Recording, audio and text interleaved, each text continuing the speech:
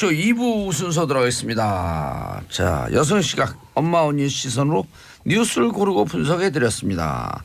언니 뉴스 2분 최민희 의원님. 안녕하세요. 안녕해요. 자, 그리고 오늘 양지열 변호사님 대신해서 지난주에 변호사로 출연하셨었죠. 예. 이동용 작가님. 대타 전문 패널 이동영입니다. 지난주 백성문 대타, 오늘 양지열 대타. 이런 훌륭한 방송에 대타로 불러서 고마운데요. 예. 우리 제작진은 좀 눈치가 없어. 왜요? 바쁘다 그러면 말뜻을 알아들어야지. 계속 전화 와서 목요일은 어떠세요? 수요일은 어떠세요? 앞으로 좀. 바쁘다 그러면 안 나오겠다는 거예요? 대충 알아들으세요. 예. 대충 알아들어 정확히 알아들어. 그리고 오늘 이거 언니 코너잖아요. 예. 근데 제가 누가 봐도 생 마초인데 이거 맞을까 모르겠습니다. 마초? 네. 저에게 마초?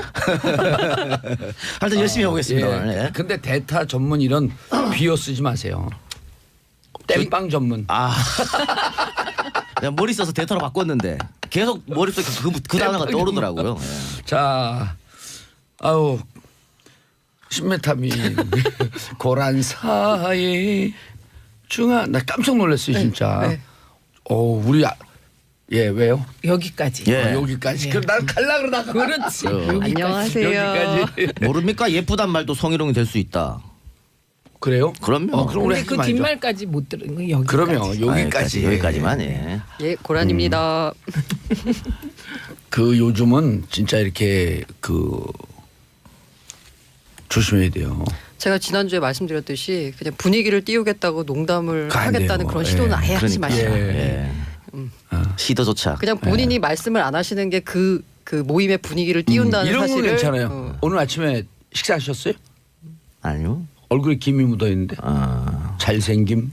이런 것도 하지 말라는 얘기예요. 이런 건 해도 여기까지. 자, 첫 번째 뉴스, 페이크 뉴스.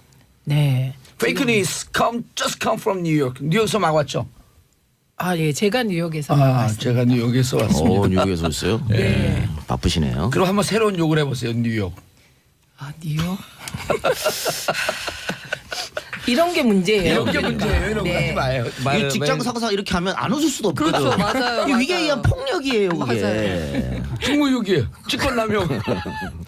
지금 평창 올림픽이 네. 전 국민의 성원 속에서 성공리에 진행되고 있습니다. 그런데 이 와중에 평창 올림픽과 관련한 가짜 뉴스가 그야말로 판을 치고 있습니다. 그래서 저희도 민주당에서 가짜 뉴스 대책단 만들어서 활동하고 있는데 가짜 뉴스를 계속 보다 보니 사실 어느 게 진짜고 어느 게 가짜인지 진짜 헷갈려요. 저희 그게 문제예요. 네, 맞아요. 예.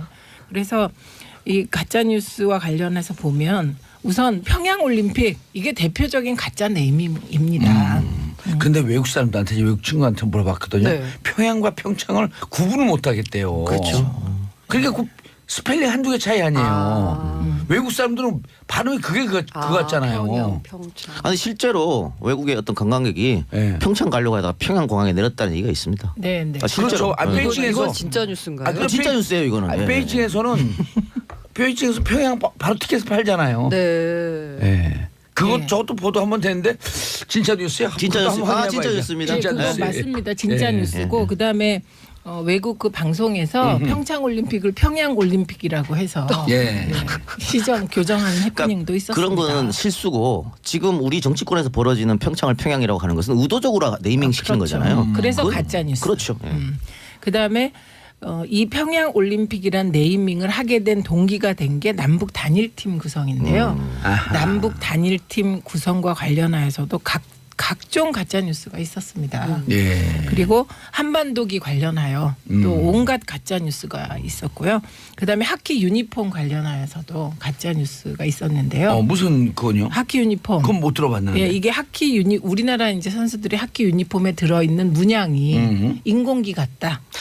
예, 그래서 비굴하다 뭐 이런 거였습니다. 오. 근데 제일 중요한 사실은 그 하키 유니폼에 들어가는 문양은 우리가 결정하는 게 아닙니다. IOC가 결정을 해주고, 어허. 네, 그 몇 그렇죠. 개를 단일팀이니까. 네, 몇 개를 제시해서 이제 남북에 다 물어보고, 예. 그러고 나서 이제 의견을 수렴해서 최종적으로는 IOC가 결정해 준 거기 때문에요.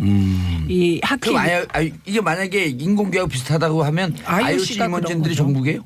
뭐 논리는 그렇게 이어집니다. 예, 그리고 현성월에 관련한 가짜 뉴스는 정말 말도 현성월은 못하게 많았습니다. 진짜 두 번이나 부활을 하셨어.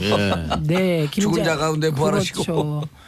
그다음에 이제 그런 지금 김정은에 의해서 처형 당했다가 되살아난 그녀뿐만 아니라 김정은의 애인이다. 애인설. 이거 다 사실 아닌 것으로 밝혀졌고요. 예. 그다음에 선수촌에 인공기가 설치됐는데 제일 크게 혼자 걸었다. 네, 이것도 사실 아닌 걸로 밝혀졌고요. 이건 의도적이라고밖에 볼 수 없는 거죠. 그렇죠. 이거는 가짜 뉴스 플러스 왜곡 뉴스 플러스 뭐 하여튼 의도하는 바. 그런 거죠. 그다음에 김일성 가면 뭐 이건 다시 얘기할 필요가 없을 것 같은. 저는 만약에 김일성 가면을 가지고 응원했다면 진짜 웃긴다고 생각해요. 오히려 더 막 이상했을 것 같아요. 저는 여기 들으면서 네. 가짜 뉴스를 이 사람들이 연구하는 사람들이 현성월이 살아났으니 네. 그 살아난 것을 기념해서 남측에 시민사회 운동에서 마른 입 다시 살아나를 그거를 불렀다 이렇게 막 기사를 만들 것 같아. 아, 너무 복잡했나요? 네, 너무 너무 어려웠어요. 복잡한데요. 그래서 어려운데요. 지금 그 봉도사 가짜 뉴스가 안 되는 거야 이거는. 그렇죠. 봉도사 얘기를 알려면 많은 마른 입 기초 살아나가고. 사실을 예. 알아야 돼요. 가짜 마른 뉴스는 입 간단하게. 간단해야 돼요. 그럼요. 예. 그렇죠. 각자 가짜 뉴스 한번 시켜볼까요? 하면 안 되지 안 되는 안 거죠. 되죠. 아니 이거 멋있잖아요. 뭐. 딱 눈에 들어오잖아. 현성월이 음란물을 찍어서 총살당했다. 간단하지. 확 들어서 간단하잖아요. 머리 근데- 쓸 필요도 없고. 근데 이유 없이 살아났다. 그렇죠. 이유가 없어. 그러니까 그때 이렇게 대대적으로 오보를 냈었던 오버가 아니라니까요. 아까 그 가짜 사람들은 뉴스. 예. 사과를 해야 돼요. 그만큼적으로. 그래서 저는 네, 이게 네. 그 네티즌들이 일부 네티즌들이 만들어내는 가짜 뉴스도 있고 기성 언론이 만들어내는 언론에서. 가짜 뉴스 있거든요. 근데 기성 언론 이렇게 하면은 계속 불신만 쌓일 수밖에 없습니다. 예. 이거는 권력에 대한 비판 견제가 아니고 무조건 꼬투리 잡기 비판을 위한 비판으로밖에 안 보이잖아요. 이렇게 되면 불신이 쌓일 수밖에 없는 거예요. 맞습니다. 불신 쌓이길 바라는 것 같은데 꼭. 눈치챘나요? 아니 고양이가 쥐 걱정해줘. 기본적으로 사실 보도를 하고 예. 그 바탕에서 사실에 대한 의견 게시는 사설이나 칼럼이나 해야 되는 거잖아요. 그런데 사실 보도 기사 자체에서 벌써 불순한 의도가 섞여 있다는 게 누가 봐도 눈에 보이는데 이거는 죄송합니다. 저 기성 언론인 한 분 나와 계시는데. 아니, 아니 근데 도저히 개선이 안 될 걸 요구하고 계셔. 아니 지금. 그런데요. 네. 맞습니다. 그 현성월이 처형당했다 이런 류의 얘기들은 예. 기성 언론이 만든 가짜 뉴스입니다. 그런데 반성하고 있잖아요. 지금 그 사이트 들어가면요. 네. 옛날 신문에 그대로 나와 있어요. 2014년 보도 아니에요 그게. 이게 특히 북한 뉴스에 가짜 뉴스가 많은 이유가 이게 확인이 안 돼요. 되잖아요. 그래서 예를 들어서 경쟁 뭐 아니 언론에서 자사가 썼다. 한번 그거 한 거 좀 소개 좀 해줘보세요. 그래서 여기까지 이것도. 예. 그래서 이게 드디어요. 워싱턴 포스트에서도 드디어 예. 세계적인 신조어 예. 기라는 예. 표현이 등장했습니다. 어허. 그래서 봉도사님이 발음이 좋으시니까 아니 한번. 지금 미국에서 오셨잖아요. 아, 근데 제가 예, 하세요. 뉴욕, from 뉴욕. 아니 꼬부라지다가 혀가 꼬부라지다가 바로 돼갖고 너무 원래 짧아서. 나이도 이제 꼬부라졌어요. 그냥 계속 꼬부라지세요. 에이, 자, this 뭐라 is- 했어요? 예, this is really disgusting. This is where 기레기 comes from. 진짜 요거는 그 북한 응원당 관련 여자 화장실 따라가서 사진 찍은 그거 네, 얘기죠. 네. 이건 취재 윤리를 위반한 거 아닙니까 이거는? 북한 응원단 용모 여자 화장실 보도. 네. 여자 화장실을 이렇게 찍고 있는데 처음에 무슨 그림인가 했어요 그게. 그리고 별 의미도 없어요. 네. 그냥 이렇게 서 있어요 다. 워싱턴 포스트에서 This is really disgusting. This is where 기레기 comes from. 도대체 이 기레기는 어디서? 한국에서 바로 여기에서 기레기란 표현이 온 것이다. 네. 어? 정말 역겨워 죽겠다. 네 이렇게 해서 우리의 기레기라는 용어가 세계를 점령하고 있는 상황이고요. 기레기가 주로 대상인 신문이 뭐죠? 아 그렇게 하면 큰일 나요. C일보, J일보, D일보 이런 거 아니, 아니에요? 가만있어 봐. 여기 지금 예, 이제 아니 근데 그래서 그 저- C일보, D일보, J일보에서 만든 TV에 다 출연했네 나는. 기레기 동조 현상. 기레기 동전 자기도 했잖아요. 네. 그래가지고요. 일단 이 언론사에서 양산하는 가짜 뉴스 혹은 기레기 문제는 저는 징벌적 손해배상 제도를 도입해야 할 거라고 생각을 합니다. 뭐요? 징벌적 손해배상제도. 네, 논의할 때가 됐고 예. 이건 충분히 도입할 만하다. 너무 문제가 심각하다. 예. 그리고 우리 예전에 그 어렸을 때 논쟁 친구들끼리 논쟁하면은 이기는 친구가 누구냐? 야 신문에 나왔어. 이러면 이겼다고. 맞아요. 아니 우리 엄마가 그랬어. 그보다 신문이나 네, 텔레비가 훨씬 맞아요. 그러니까 그만큼 권위가 있었는데 이 가짜 뉴스를 자꾸 생산하면 생산할수록 권위가 떨어지는 거예요. 2월에 지난 2017년 2월 막 그 탄핵 와중에 그 헌재에서 탄핵 심판 와중에 1월 말 2월 초에 네. 지난해는 1월 말 2월 초에 구정이 있었잖아요. 네. 설날. 그때 서울역강에 25만인가 30만 부를 신문처럼 만들어냈잖아요. 가짜 뉴스를. 예. 태극기 집회에서 30만 부. 근데 30만 부 찍으려면 돈이 엄청 엄청나죠. 드는데 그래서 제가 또 갖고 그 주석 봤는데 완전 신문이에요. 그래갖고 저는요 그때마다 그걸 다 늘 돈이 풀었다는 거 궁금했는데 예. 그 돈의 출처에 대해서도 모 방송에서 다 취재한 바가 있습니다. 그것도 의심 가는 돈이었어요. 알겠습니다. 그래서 이제 정말 그래서 미국 언론에서도 팩트 체크라고 한 챕터가 생겼잖아요. 언론에서. 네, 네. 뭐 예. 지금 뭐 방송에서 하고 예, 있죠. 제이모 방송에서 잘하고 있더라고. 네. 근데 그 신문하고 방송하고 왜 이렇게 다른가? 투트랙 전략으로. 오늘 너무 그래. 참 그래요. 그래서요. 투트랙 전략이에요. 네. 그래서 이제 민주당 가짜뉴스 고발센터가 지금 이제 가짜뉴스만 얘기를 하는데 예. 점 댓글 조작입니다. 그래서 가짜뉴스는 주로 폐쇄망을 통해서 이렇게 확대되는데 예. 이게 댓글은 정말 눈을 뜨고 볼 수가 없고 입으로 올릴 수 없는 예. 그런 내용들을 고발한 겁니다. 알겠습니다. 그리고 가짜 뉴스에 이제 속지 말아야 돼요. 속지 않는 예. 가장 좋은 좋은 방법, 방법. 제가 알려드릴게요. 예. 정봉주의 뉴스쇼를 들으시면 됩니다. 정치쇼인데. 이 가짜 뉴스다. 가짜 뉴스야. 아니 거기서 가짜 뉴스를 생산하면 어떡해. 죄송합니다. 정봉주의 정봉주의 정치쇼. 정치쇼. 봉도사를 예. 만나시면 가짜 가짜 뉴스를 뉴스에 속지 않으실 수 있습니다. 알겠습니다. 자 다음 고란 기자님 네. 뭘 가져오셨어요? 이번에는 페미니즘 이슈를 다시 들고 왔는데요. 페미니즘이라고 해야 되나? 요새 말하는 그 미투 운동의 또 예. 연장선상에 있는 건데 어제 정현백 여성가족부 장관이 또 문제가 됐어요. 이게 제가 보니까 자유한국당 의원들이 공격을 하는 그 배경에는 지금까지 문제됐던 인사들이 대개의 경우 다 그쪽 당과 관련된 인사들이 많았거든요. 그래서 마침 현 정부 인사가 나오니까 이때가 기회다라고 해서 공격의 수위를 높이는 것 같은데 일단 그 남정숙 전 성균관대 교수가 이제 인터뷰를 했는데 그 소속 대학원장인 이모 교수로부터 성추행 성희롱 피해를 입었다. 그리고 이걸 학교가 조직적으로 은폐하려고 했다.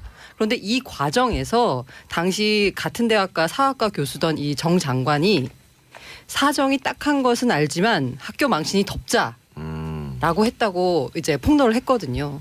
그러니까 그 정영백 장관은 성희롱 혹은 성추행의 직접적인 가해자가 아니라 일종의 동조, 방조, 묵인을 했던 사람이고 사실 지금 와서 저 뭐 화제가 되고 있는 게 이렇게 성희롱을 묵인, 방조하는 이런 사회 분위기 탓에 이렇게 문제가 심각해지지 않았느냐라고 하면서 이런 묵인, 방조에 대한 또 이렇게 논란이 심해지고 있거든요. 이 와중에서 나온 거고요. 이게 실화인가요? 이거에 대해서 어제 방금 전에 가짜 뉴스를 듣다 보니까 정신이 왔다 갔다. 그래서 이게 이제 양쪽의 입장이 약간 엇갈려요.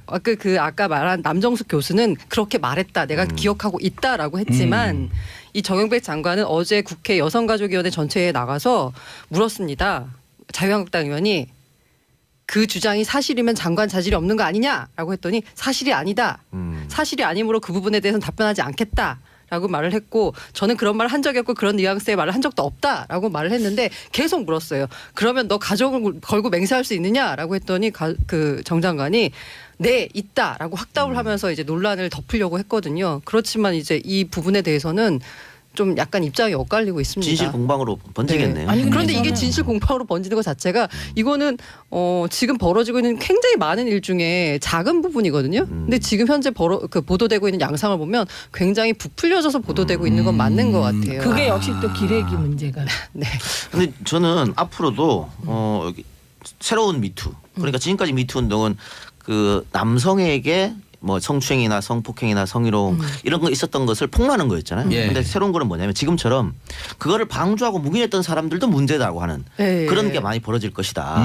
특히 여성이 여성을 조용해라. 조직을 보호하기 위해서 혹은 이거 알려지면 너만 손해다. 그러니까 2차 피해를 막기 위한 핑계를 대면서 역시 덮는 이런 것들이 이런 폭로들이 계속될 것 같습니다. 그리고 이게 약간 그 조직이 어떻게 보면 일종의 교활하다는 표현을 쓸 수도 있는 게 이렇게 성희롱, 성추행의 피해를 나서면 이거에 대한 수습 을 하는 예. 사람으로 여성 상사를 지목을 해요. 그러면 그 상사에게 떨어진 임무는 덮어라죠. 왜냐하면 조직에 대한 피해를 최소화하기 위해서. 그렇다면 이게 어떻게 2차 가해자가 보면 되는 거네요. 같은 그러면. 입장에 있는 여성에게 이걸 덮으라는 어떤 또 이런 사명을 주는 거죠. 그리고 대개의 경우 그 여성 상사가 그 지위까지 올라갔을 때는 그 조직에서 인정받았다는 그런 나름의 조직에 대한 고마움도 있는 거고. 근데 이렇게 정현백 장관을 물고 늘어지는 게 무슨 사건을 덮고자 하는 거예요? 안태근 그걸 덮고자 하는 거예요? 예, 뭐? 그렇죠. 네, 이건 그렇죠. 물타기. 그 안태근이 자유한국당이에요? 아니 검사예요. 예, 검사인데 검사인데? 오병우 라인이에요. 아. 그리고 그걸 덮은데 이제 그 기여를 했던 분이 거기 비례인가요, 그분이? 최교일. 네, 최교 예. 이름 비례 아니에요? 아니에요? 양뼈 아니 경북 경기 영주 아, 네. 경북 영주 출신. 그래서 약간 관계된 인사들이 그렇고 뭔가 그러면서 검찰에서 뭔가 미투 운동이 계속 나오고 있는데 이상하게 자한당과 관련된 인사들이 아니 미투 운동은 당을 떠나고 그 진영을 떠나서 네, 네. 이거 드러내야 되는 거 아니에요? 네? 그래서 그렇죠. 여성 폭력이 좀 없는 사회에 그렇죠. 왜 덮지? 이상한데? 조직 보호 논리죠. 조직 보호 논리. 그래서 페미니즘 그 의무 교육을 실시하자. 네. 이렇게 이제 좀 방향을 좀 그 잡아가고 있는 중이에요. 그 페미니즘 의무 교육이라는 그 표현이 맞나요? 뭐 포미니즘 교육 의무화죠. 아 교육을 의무하자. 의무화하자. 뭐 그 이름은 나중에 네, 바꿀 뭐 수도 나 바꾸는 있겠죠. 건데 네. 이게 이제 그 왜 청와대 원래 양성평등 교육 이렇게 돼야 되는 거 아니에요? 어떻게 돼야 돼? 네, 그래서 예. 그 부분에 페미니즘이라고 대해서는 하면 뭐 논란일 것 예. 같아서 예. 아마 뭐 그 제목은 바꿀 수도 있을 것 같아요. 그렇죠. 아 이게 왜 페미니즘 교육 의무화 얘기가 나왔냐면 내용은 이런 거죠. 성교육을 좀 그 건강한 성교육을 좀 시키자 이런 거죠. 아니 이게 성교육이라고 하면 양성평등. 양성평등 양성평등 교육. 네. 오. 이게 왜 페미니즘 교육 의무화라는 요 말이 나왔냐면 봉도사님이 이게 그 국민청원 게시판에 제목이 초중고 학교 페미니즘 교육 의무화 이 청원을 올렸거든요. 이게 한 달에 20만 건 이상이 나오면 답변을 해야 되는데 이게 20만 건이 넘었습니다. 예, 답변을 그래서 답변을 해야 됩니다. 공식 우리가 답변을. 여기서 얘기할 때 이 양성평등 교육을 하는 것이 예방의 지름길이다 얘기를 많이 하지 않았나요? 그렇죠. 예, 여러 번 했습니다. 우리가 성추행 많이 했어요? 여러 번 했어요? 성폭행 관련해서 여러 번 했어요. 아, 여러 번. 근데 했군요. 지금 보면 그 특히나 저희 애 딸들도 보면 그 TV 잘 안 보거든요. 예. 많이 보는 게 뭐냐면 유튜브예요. 그렇죠. 네. 유튜브 조회수가 다른 포털 조회수를 지금 넘어가고 있어요. 그리고 약간 이게 그 어린 세대일수록 이 TV라는 이렇게 그냥 쏴주는 걸 그냥 수동적으로 받는 게 아니라 본인이 이렇게 찾아보는 네. 걸 보는데 이 유튜브 콘텐츠가 정말 진짜 너무 정말 어마무시합니다. 이게 양성평등은커녕 성차별을 조장을 하고 오히려 여성에 대한 혐오를 이렇게 부추기는 식의 콘텐츠들이 있거든요. 근데 그걸 이제 어떻게 부모가 일일이 막을 수도 없고 그리고 그러니까 이게 뭔가 유튜브 막을 수가 없는 네, 건데. 그리고 뭔가 이게 뭐 제재나 뭐 심의가 있는 것도 아니니까 그냥 근데 찾아보는 이게 건데. 저는 의무 교육을 시켜서 하는 것보다는 사회적으로 인식이 자연스럽게 전환되는 게 가장 좋다고 보이거든요. 그 자연스럽게 전환되기 좋긴 하지만 자연스럽게 전환하는 데 시간이 걸리잖아요. 그래서 자연스럽게 전환되게 하기 위해서 학교에서 건강한 정보를 주자 이런 얘기 아닌가요? 제가 이렇게 얘기하면 꼭 저렇게 반론이 들어와요. 아. 시간이 너무 오래 걸린다 하는데 지금 성희롱 성추행의 문제점들은 스타트는 어디냐면 성차별부터 시작됩니다. 네. 그러니까 소위 말하는 지금 기득권 꼰대 세력들 이분들은 성차별로 굉장히 혜택받은 사람들이거든. 오. 그래서 이거를 아무런 제어식 없이 막 저질렀어요. 네. 그런데 지금 자라나는 10대 애들은 태어날 때부터 성차별은 존재하지 않았습니다.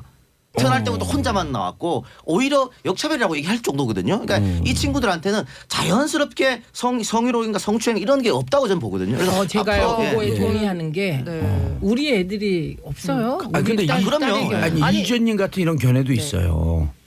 지금 그 이동영 작가님의 얘기도 맞는데 우리 때하고는 완전히 틀려지긴 했거든요. 그러나 여전히 이론과 실제가 너무 달라서 아이들이 좀 왜곡된 생각을 가지고 있어요. 이런 것도 일부 존재하고 있기 때문에 네. 건강한 정보를 자꾸만 유통시켜야 되거든. 네. 그러니까 의무교육 정도 하려면은 굉장히 시간을 들여서 해야 돼요. 전문가도 양성해야 되고. 그러니까 이거 지금 이지연님께서 보내주신 거로 이론과 실제가 다르다는 것은 이론이 실제를 못 따라가는 거라는 이야기거든요. 그렇죠. 예. 그래서 그냥 우리가 이 문제가 있으니까 벌써 의무교육부터 하자 이런 게 아니고 상당한 하려면 만발 준비를 해서 해야 된다. 좋네. 이런 방송에서 계속 양성평등의 네. 교육에 대해서 건강한 정보를 유통시키고 네. 그러면서 또 학교에서 학교대로 준비하고 도트리고 하면 되는 거죠. 네, 그 의무교육 하자라는 게 정말 우리가 무슨 국사시간처럼 일주일에 뭐 한 시간씩 의무로 하자 이게 아니라 일종의 메시지를 담은 거라고 생각해요. 양성평등 교육에 대한 중요성을 강조하기 중요성. 위한. 네, 그 아마 꼭 하자. 청와대도 그런 답변을 할 것 예. 같고 아까 애들은 없다고 했는데 성희롱, 성차별이나 이 모든 성 관련 이슈들의 모든 바탕에는 다 권력 관계가 있는 거거든요. 맞아요.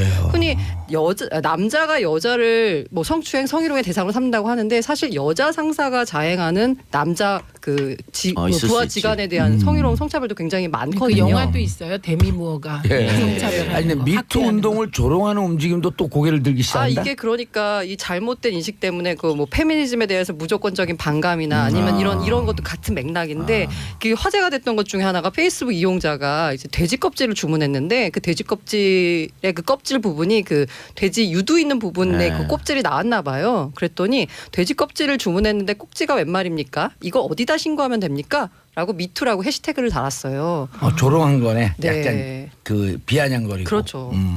그래서 뭐 미투를 유머로 소비하느냐 인권 감수성 제로다라고 댓글이 달리면서 글을 내리긴 했는데 이런 식으로 약간 그 일부에서는 미투 움직임을 약간 조롱을 하고 예.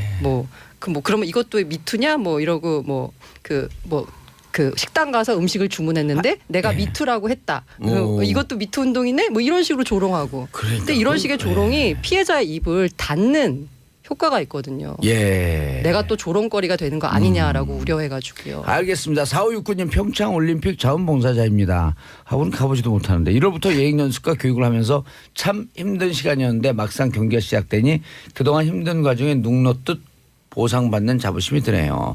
정말 평화올림픽이 되고 있어요. 네. 우리 한번 가볼까요? 좋죠. 그래도 광고 듣고 가야겠죠. 네. 예.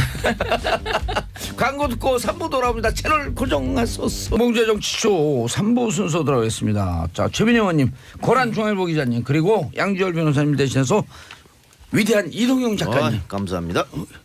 You are very welcome. 고맙습니다. 자, 고란 기자님, 네, 기분 나빠요? 우리끼리 영화니까? 네, 네. 하든 말든 영혼인지 무슨 I don't care. 수준 높은 방송이에요. 갑자기 막 네. 그 영어를 한마디 해야 될 것 같아요. 초등학교 이제 이런 영어가 초등학교 3학년 영어예요. 아니에요. 4살 5살. 아 그래요? 자, 홍준표 대표 비호감 정치를 멈춰라. 무슨 얘기예요, 이 작가님? 자유한국당 내에서 일부 의원들이 이제 부글부글 끓는다. 어허. 이런 이야기가 지금 여의도 바닥에 돌고 있는데요. 예. 터질 게 터졌다라는 반응이 많습니다. 그러니까 지금껏 참고 있던 소위 말하는 반홍, 비홍 이런 어허. 의원들이 공식적으로 문제 제기를 하기 시작했다. 그러니까 이거는 그런 거죠. 사실은 지금까지 홍준표 대표의 개인기로 자유한국당이 떠받쳐서 졌었거든요. 그리고 지난번 대선 같으면 홍준표 아니었으면 그 정도의 지지율도 받지 못했을 것이다. 이걸 다른 자유한국당 의원들이 알기 때문에 지금까지 홍준표 대표가 독단을 하든 사당화 논란이 있든 그냥 참고 있었단 말이죠. 예. 조금 있으면은 지방선거잖아요. 그냥 이대로 가면 홍준표 대표가 공천권을 또 마음껏 휘두를 거란 말이죠. 아하. 거기에 대한 견제를 지금부터 해야 된다. 그래서 내부적으로 부글부글 끓는 게 터졌다. 그래서 지금 같은 경우에는 그 한국당 중진 의원들이 홍준표 대표의 독선적인 비호감 정치가 뭐 질이 멸련한 보수 정당을 초래했다. 이렇게 이야기하면서 중진회의 다시 한번 개최하자 그랬는데 홍 대표 그것도 그냥 싹 무시했습니다. 그것도 내부 총질이다. 예. 그것도 그 개인 의원들 일일이 그 인신 공격까지 하면서 오호. 이러한 사람들이 무슨 나한테 그런 요구를 하냐. 구체적으로 보면 뭐 부패로 내사 수사를 받던 사람. 자기 상가 안 왔다고 방송에 나가 당대표를 공개 비난했던 사람. 이런 사람들이 나한테 이런 걸 요구한다. 이렇게 해버렸거든요. 아니 상가 안 왔다고 당대표를 공격하긴 했어요. 했어요. 그 사람은 알아요. 이분들 참 재밌어. 많은 국민들이 기쁨을 주는 기쁨조 같아. 근데 이분들은요 말하는 게 원내대표 꼴찌하고도 의원들이 왜 그런 결정했는지 반성하지도 않고 나서는 사람 어떻게 아, 이렇게- 구체적이에요. 아, 그 집에 가서 메모를 다 해놨다는 얘기인데 평상시에 일기 쓰면서 뒤끝 장렬하시는 이거를 누구나 볼 수 있는 SNS에 썼다고 하는 것은 저격밖에 안 되는 거죠. 당 대표가 자당 의원들을 저격하고 그걸 받아서 기분 나쁘니까. 아, 이걸 또 SNS에 썼어요 이렇게 예. 구체적으로. 예. 페북에요. 길게 오. 올리셨어요. 아 그럼 좀 구체적으로 소개시켜 주세요. 아주 재밌는 대목들이 많은데. 그래요. 중진이면서 당협위원장에 뭐 떨어진 사람 뭐 이런 거죠. 당이 어려운데 지방선거에 나가지 않고 꽁무니 빼는 사람 뭐 이런 식입니다. 일일이 하나하나 열거하면서 비난을 했습니다. 이렇게 되다 보니까 소위 말하는 반홍 비용들이 가만히 있지 않겠죠. 앞으로 자유한국당은 조금 더 시끄러워질 것이다. 특히 공천 과정에서는 당연히 논란이 있을 수밖에 없거든요. 예. 또 특히 지금까지 그 김무성 대표 같은 전 대표 같은 사람들이 조용하잖아요. 한마디도 안 하고 있잖아요. 앞으로 그렇게 조용히 있을 수 없을 것이다. 예. 우리 여기서 그 여론조사 한번 하겠습니다. 이 중에서 지금 한 5가지 정도를 열거했어요. 그 중에서 가장 재미있는 내용. 예? 저는 자기상가. 자기상가 안 했다고 방송에 나. 저도 자기상가 안 했다가 방송에 나가 당대표 공개 비난하는 사람. 네. 이 작가님은요? 저도 그러고 봅니다. 이거 가슴속에 담아라는 거잖아. 방송 보면서. 아니 그리고 누가 오나 안 오나 그거 그렇죠. 봤다는 거예요. 예. 아니 그 사람도 그 누가 오나 안 오나 다 기록해놨고 또 그걸 갖고 당대표를 공격했다가 또 그걸 또 기록하는 당대표라. 참. 근데요. 저는 여기서 다시 또 언론에 대해서 한 말씀 예. 드리지 않을 수가 없는 게 예. 만약에 우리 당이 이랬다고 생각해 보세요. 아니 과거 새정치민주연합이 이런 비슷하게 했었어요. 했을 때 난리가 난리 났었죠. 났었잖아요. 난리 났. 언론이 봉숭아 학당이라 그러고. 예, 온갖 정편이. 근데 그러네. 지금 어떤 언론에서도 봉숭아 학당이라는 등 뭐 안 하잖아요. 저는 아주 아니 이 우리는 부분- 언론 아니에요? 우리가 하잖아요 지금. 지금 최초로 아니 근데 욕먹는 거 뻔히 알면서 네. 비호감 정치 하는 이유가 뭐예요? 트럼프를 담고 싶어서 그런 거예요?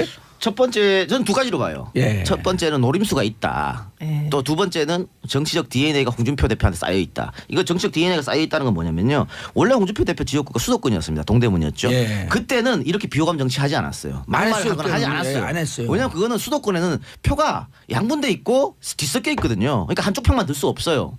근데 이분이 경상남도로 내려가면서부터 이렇게 시작했거든. 거기는 내가 어떤 행동을 하든 어떻게 마음대로 하든 나한테 표를 준다는 확신이 있었던 겁니다. 특히 경남 도립병원 그때 막 자기가 예, 숱한 반대도 진주병원. 숱한 반대도 불구하고 밀어붙였잖아요. 그럼에도 불구하고 지지율이 별반 차이가 없거든.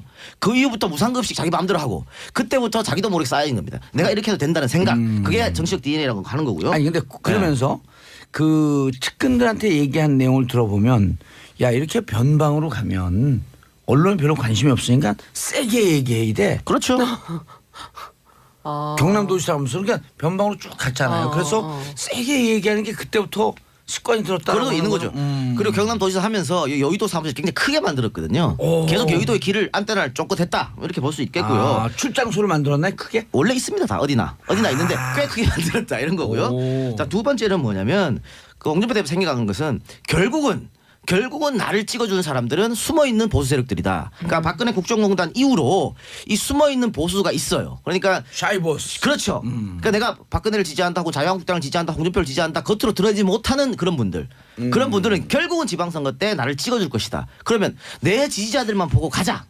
이렇게 판단한 게 아닌가. 그래서 그런데 이렇게 했습니다. 예. 궁금한 게 샤이보수나 아니면 내 지지자들만 보고 가자라고 했을 때 샤이보수나 내 지지자들의 표만 가지고 당선이 될 수 있나요? 반대로 이렇게 보죠. 영남 쪽에서는 될 수도 있겠죠. 아, 그러니까. 영남은 그렇다 네. 치고. 자, 예를 들어서 그러면은 홍 대표가 막말도 하지 않고 점잖게 언어를 쓰면서 네. 문재인 대통령의 국정 전반에 대부분 찬성하며 도와주고 그렇다면 그 표를 얻을 수 있을까요? 그건 이제 탄핵에 반대한 14%도 결국은 못 놓치는 얻어요.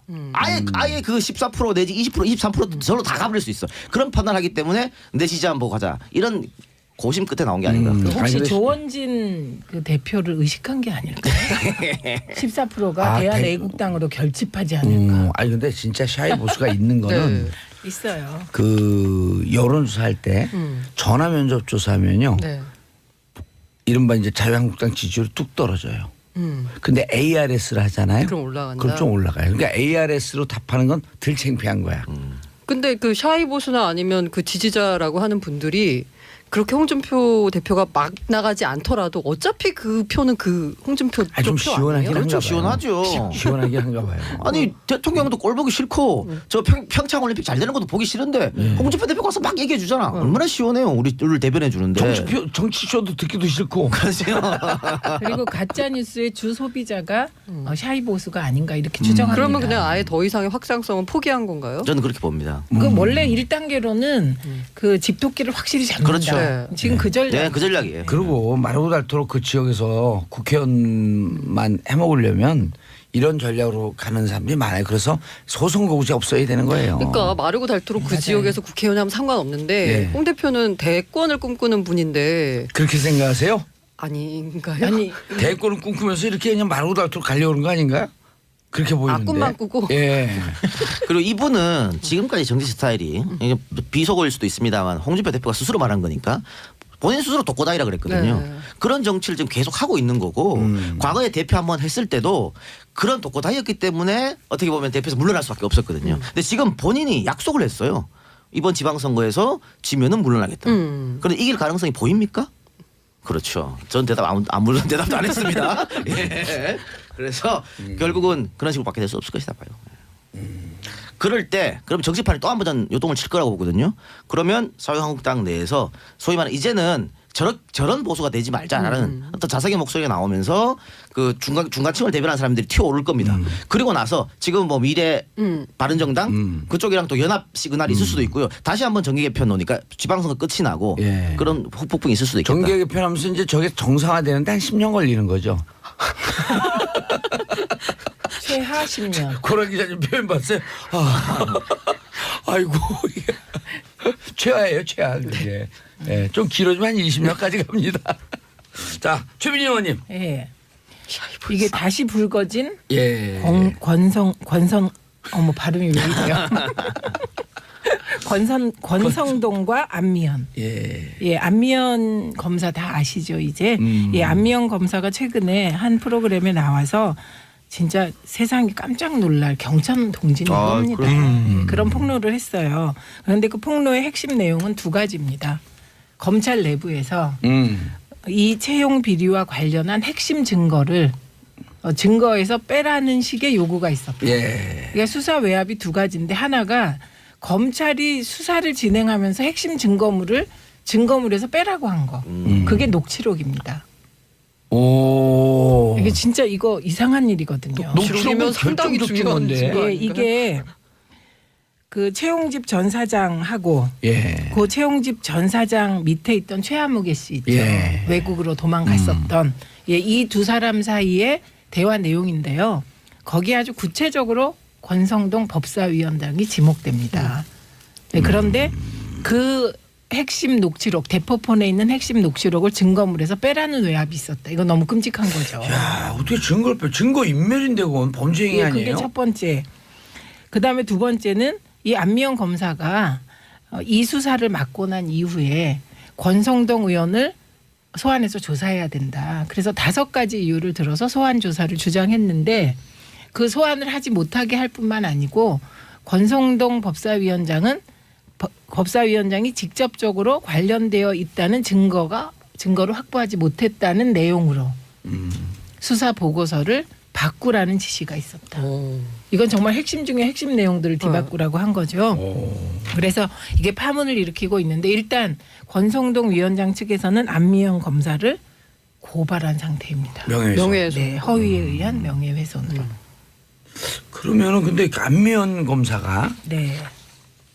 왜 이런 거짓을 얘기해? 만약 권성동 그 의원의 입장이 맞다고 한다면 왜 이렇게 느닷없이 그것도 공중파 방송에 나와서 주진우와 인터뷰를 하면서 왜 이렇게 거짓을 얘기해죠? 그 안미연 검사는 젊은 여검사입니다. 예. 그리고 이제 내부 검사 통신망에 올린 글에서도 그때 당시에 메모를 올렸었잖아요. 예, 이런 주장을 합니다. 내가 아무리 생각해도 증거물은 내 빼지 못하겠다. 그걸 빼려는 분들이 빼라. 예, 이런 거기 때문에 안미연 검사가 개인적인 다른 동기가 있는 것 같지는 않고 초기에는 뭐 일부 수사 보고서를 바꿔주기도 합니다. 윗선의 요청에 따라. 근데 해도 너무한다. 이렇게 된 것으로 보입니다. 야, 근데 이 와중을 보면서 이 작가님 예. 그 카톡하지 마시고. 아, 네, 정보 찾고 찾는 있어요. 거. 예. 그런 거짓말하다가 감옥 갑니다.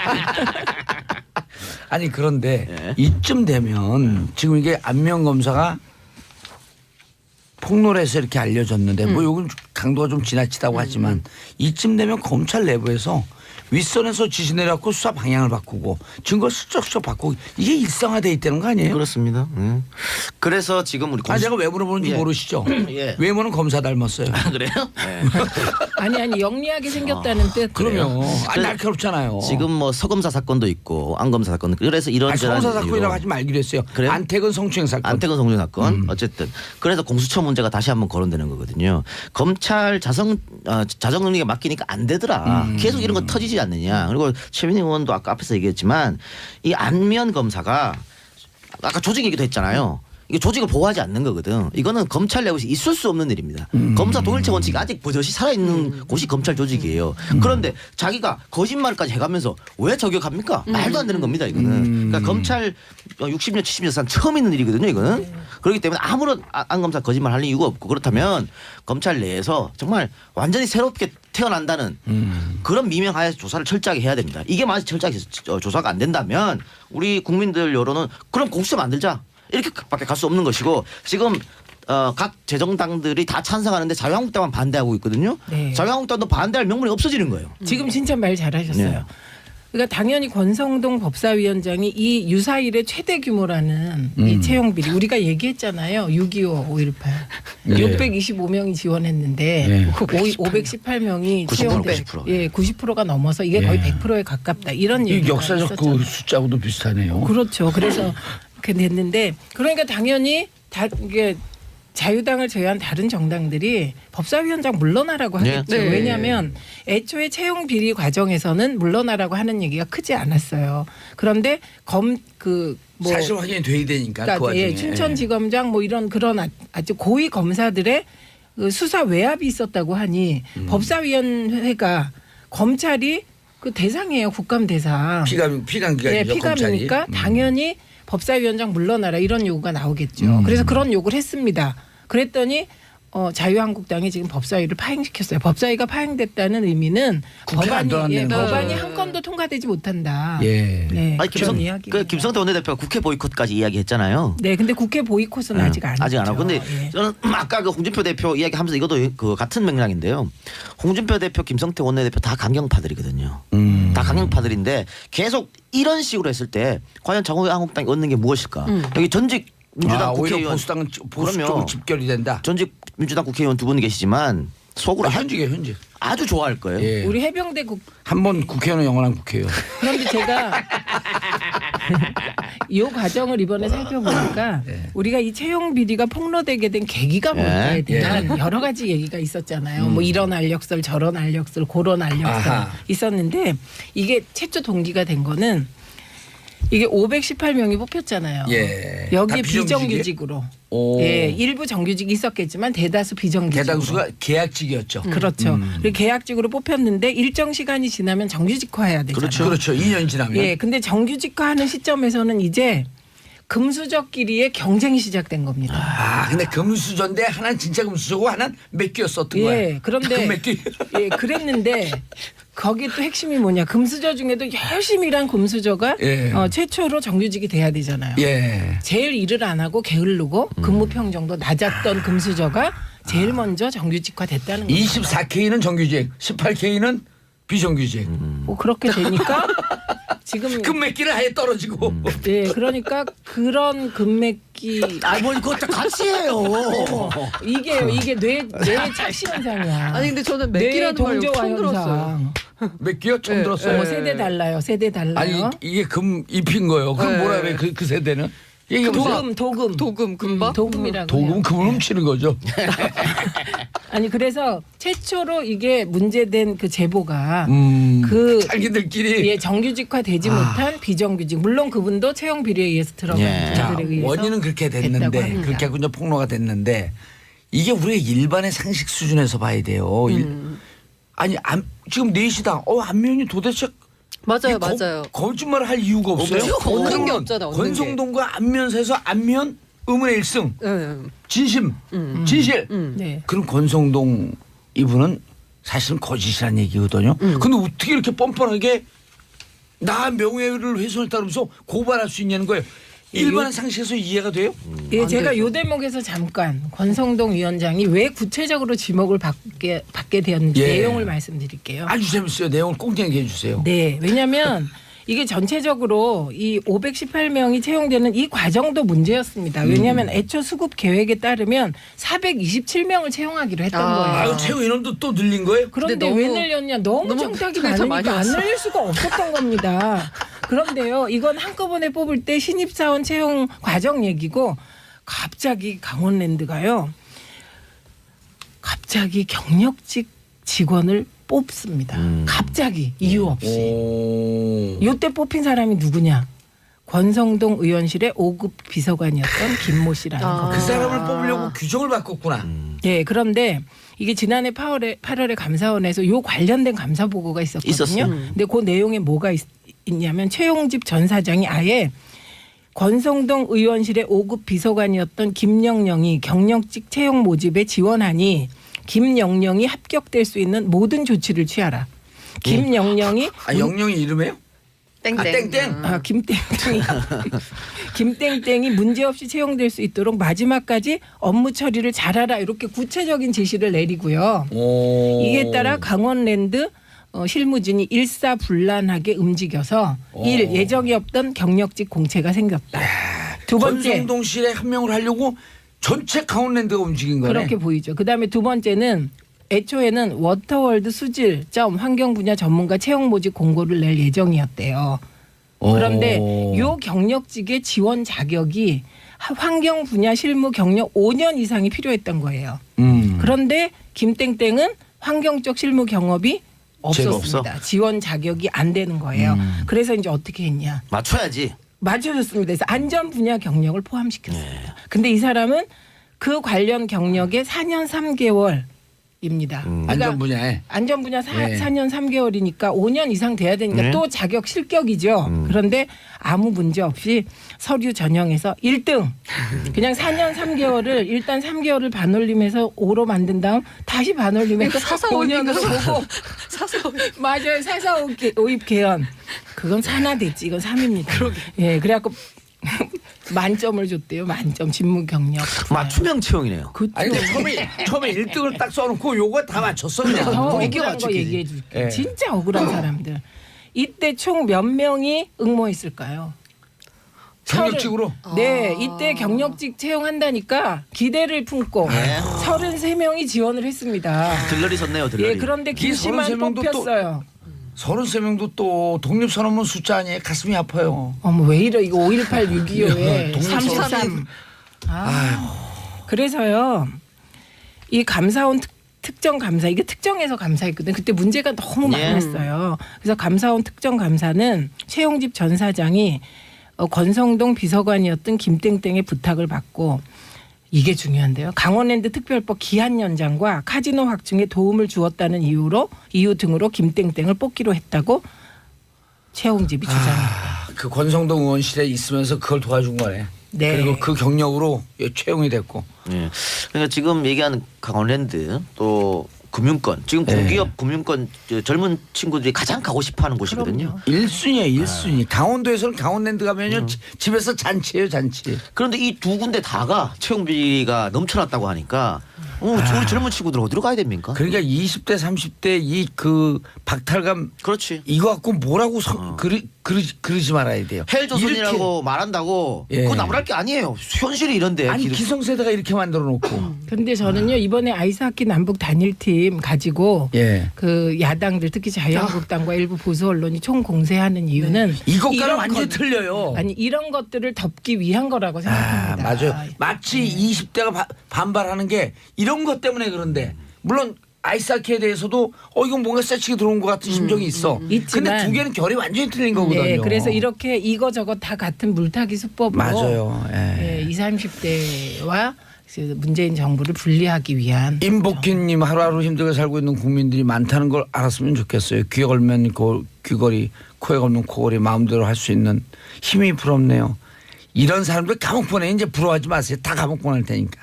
윤영희님 공수처 꼭 필요하다고 생각합니다. 자 마지막으로 간단하게 네. 고랑 기자님. 이거 간단한 문제가 아닌데 간단한 문제가 간단하게 아닌데, 하라고 예. 그래서. 뭐 또 있어요? 일단 이거 첫 방송 번째로 기네. 이게 그 어제 공정위가 예. 그 허위 과장 광고를 한 SK케미칼 애경에 대해서 총 한 1억 3천만 원 정도 과징금을 내렸거든요. 근데 이걸 이제 일단 첫 번째 이 사건을 보면 가습기 살균제가 문제가 됐잖아요. 그래서 지금 신생아들이 죽어 나가고 있어요. 그래서 이게 도대체 무슨 원인인가 고민하고 있다가 결국 사망자 밝혀진 게 1,300명이 넘는다는 거 아니에요? 이게 근데 밝혀진 게 2011년 그 8월에 복지부가 그래서 임산부 연세사망 가습기 살균제가 원인이다라고 발표를 했어요. 이게 복지부가. 그러니까 이걸 보고서 피해자가 공정위에다가 아니 처음에 이 제품을 할 때 살림력 효과 및 아로마 세라피 효과가 있다라는 이런 허위 과장 광고를 했거든요. 그래서 이걸 공정위에 신고를 했어요. 이 복지부 발표 난 다음에 2011년 10월에. 그런데 2012년 2월에 공정위가 무슨 얘기를 했냐면 인체 위해성이 확인되지 않았다라고 해서 무혐의 결정을 내렸어요. 그래서 근데 웃긴 건 뭐냐면 2012년 9월에 국립환경과학원은 이게 유독 물질이다라고 지정을 했거든요.